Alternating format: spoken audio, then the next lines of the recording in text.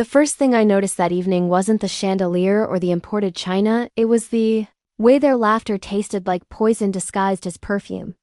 I had been invited to that dinner party as a courtesy, not as a guest.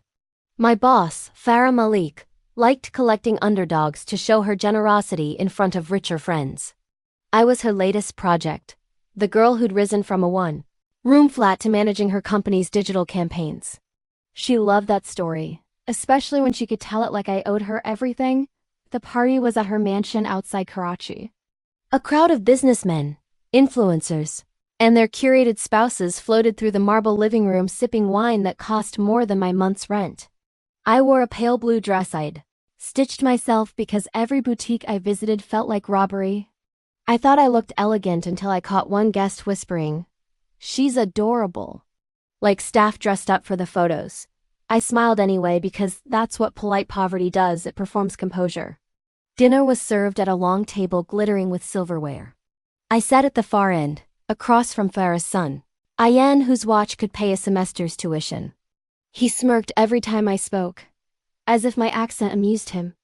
I tried to tune them out until Farah tapped her glass mid-meal and said with a glossy smile, "Everyone, meet my digital girl Sana.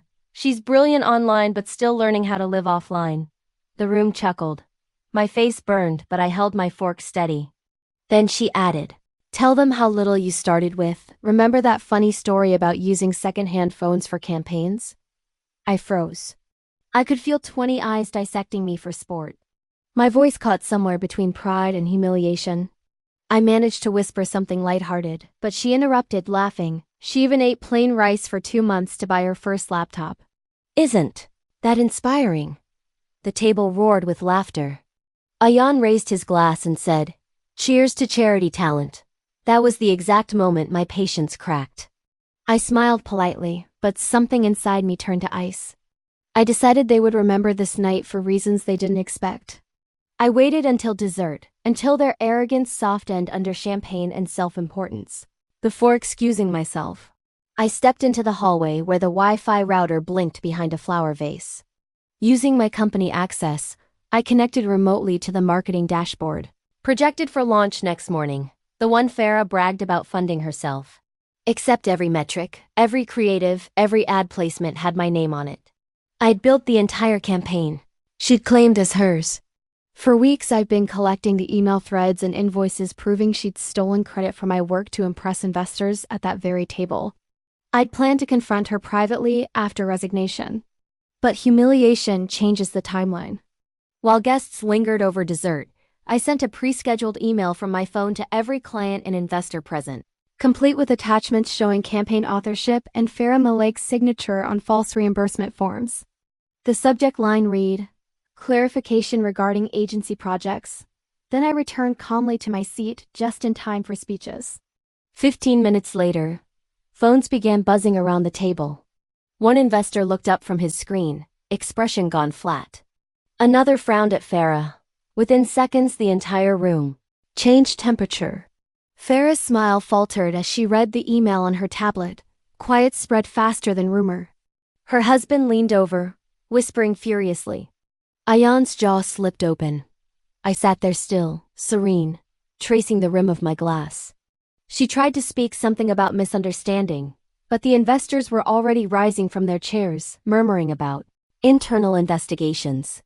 Someone said words like fraudulent claims. I stayed silent until she finally looked at me across the table. Face pale, voice trembling. "What did you do?" she whispered. I met her eyes and said softly, "I only told the truth. You taught me presentation matters. I just presented the right data." The irony stung like perfume in a wound. She stood, tried to laugh it off, but panic has its own scent. The guests made polite excuses and left one by one. Within an hour, her grand party looked like a crime scene lit by fairy lights. The fallout was swift. By Monday morning, the board called an emergency meeting. She blamed an assistant. But all the timestamps, authentication logs, and signed transfers pointed back to her resignation broke before lunch. Headlines affectionately called it ethical oversight by industry icon. I received a quiet settlement, not millions, but enough to build something of my own. I registered my own boutique agency named Echoverse Media, and within 6 months, some of the same investors from that dinner joined my client list. Farah relocated abroad to focus on family. Ayan followed. Rumor said, nursing his wounded ego. Funny thing, he once messaged me on LinkedIn months later, asking if I'd consider a new collaboration. I never replied. People like them think humiliation is currency. They spend it freely on others until the market catches up. Mine just caught up faster. But the most satisfying part wasn't winning, it was remembering how calm I stayed while their empire trembled.